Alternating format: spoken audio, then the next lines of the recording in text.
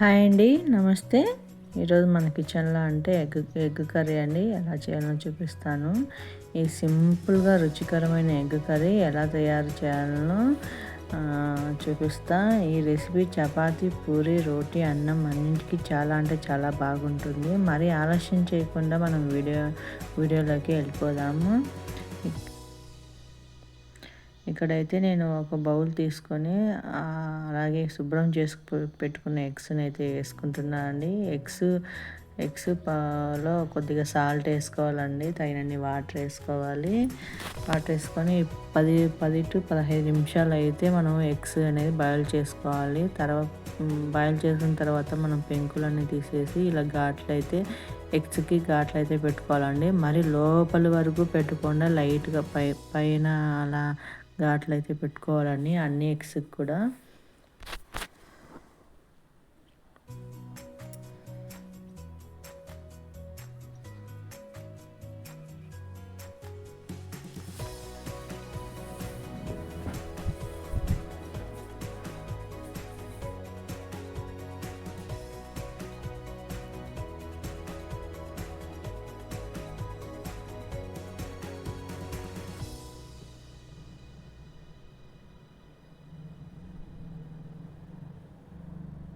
ఇలా అన్నిటికీ పెట్టుకున్న తర్వాత ఇప్పుడు మనం కడాయిలో కొద్దిగా ఆయిల్ వేసుకోవాలండి. ఆయిల్ వేసుకొని మనం ఉడికించిన గుడ్లను చిన్న చిన్న ఘాట్లుగా పెట్టాం కదా, అవి అయితే దీంట్లో వేసుకోవాలి. దీంట్లో కొద్దిగా పసుపు, కారం, ఉప్పు చల్లి 2 నిమిషాలు అయితే వేయించండి.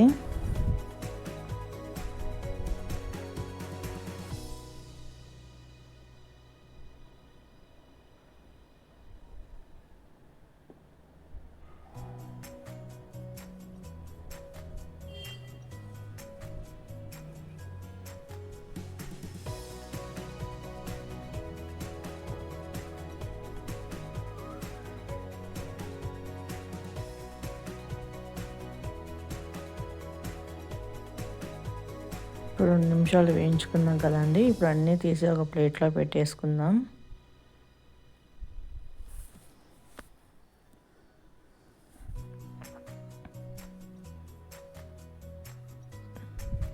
ఇలా అన్నీ పెట్టుకున్న తర్వాత ఇప్పుడు మళ్ళీ అదే కడాయిలో అయితే కొద్దిగా నూనె వేసుకోవాలండి.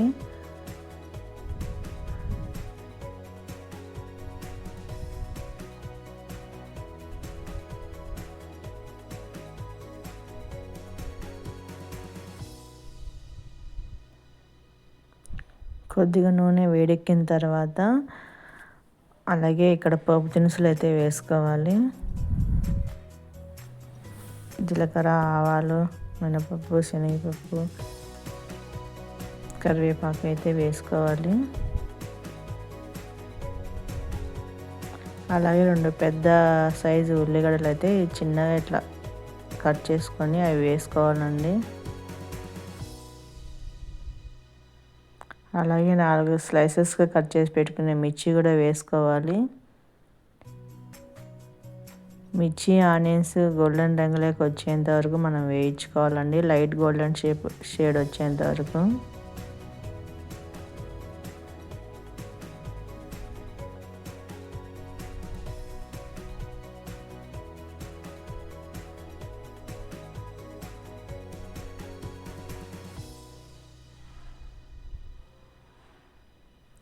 అలాగే దీంట్లో 1 టేబుల్ స్పూన్ అయితే అల్లం వెల్లుల్లి పేస్ట్ అయితే వేసుకోవాలి.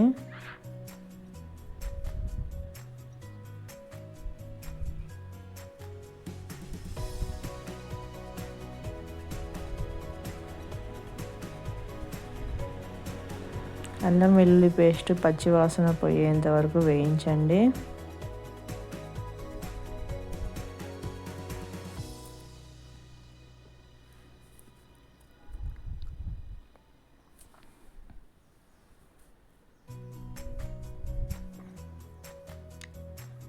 తర్వాత మనం పెద్ద సైజు ఒక టమోటాని అయితే కట్ చేసుకోవాలి.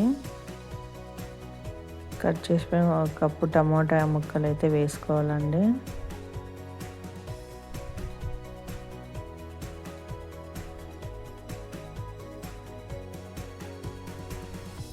బాగా కలపండి.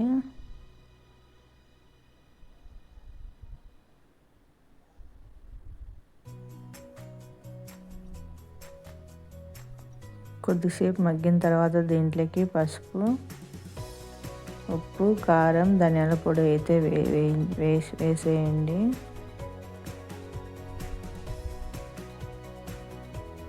ఐదు నిమిషాలు ఉడికించండి. అలా కలుపుకున్న తర్వాత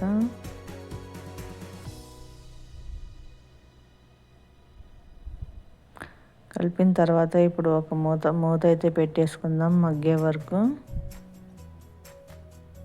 2 నిమిషాల తర్వాత తీసి ఒకసారి కలపండి. చూడండి టమోటా అనేది చాలా మగ్గిపోయింది మనకి. 2 నిమిషాలు ఫ్రై చేసుకోవాలి. ఫ్రై చేసుకొని దీంట్లో తగినన్ని వాటర్ అయితే వేసుకోవాలండి.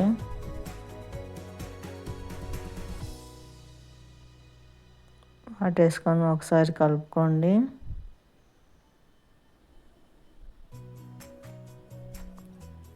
ఇప్పుడు మళ్ళీ మూత పెట్టుకొని వాటర్ మరిగేంత వరకు అయితే మనం కుక్ చేసుకోవాలి.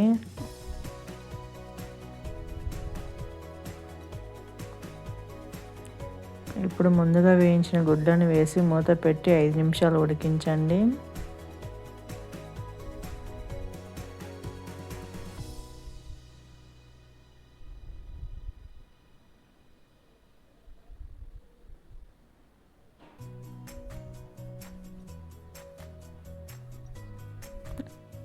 ఐదు నిమిషాలు అయితే ఉడికించండి. 5 నిమిషాల తర్వాత చూడండి మనకి ఇక్కడైతే సూప్ అనేది కూడా చాలా దగ్గరగా పడింది.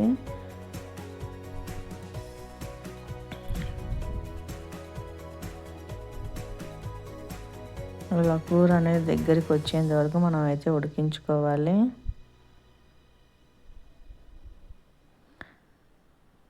ఇప్పుడైతే స్టవ్ ఆఫ్ చేసి కొత్తిమీరతో గార్నిష్ చేయండి. నా దగ్గర లేదని నేనైతే వేయలేదండి. మీ దగ్గర ఉంటే వేసుకోండి. అంతేనండి. ఇప్పుడు వేడివేడిగా సర్వ్ చేసుకుంటే చాలా అంటే చాలా బాగుంటుంది.